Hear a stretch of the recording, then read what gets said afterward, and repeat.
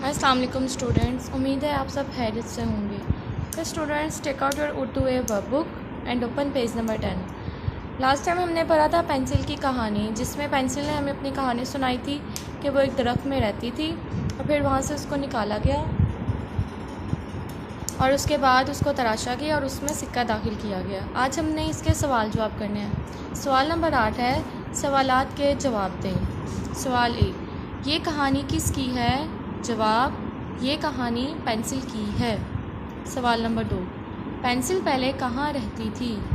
जवाब है, एक दरख्त में रहती थी। सवाल नंबर 3, पेंसिल हमारी क्या मदद करती है? जवाब है, लिखने में मदद करती है। सवाल नंबर 4, पेंसिल को किस बात पर अफसोस होता है?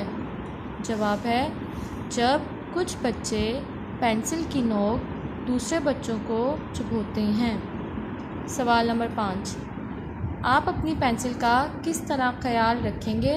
2 बातें लिखें। जवाब, पहला है, पेंसिल को छील कर जल्दी ख़त्म नहीं करेंगे, मुंह में रखकर नहीं चबाएंगे। ओके स्टूडेंट्स, आज के लिए इतना ही। अल्लाह हाफ़िज़।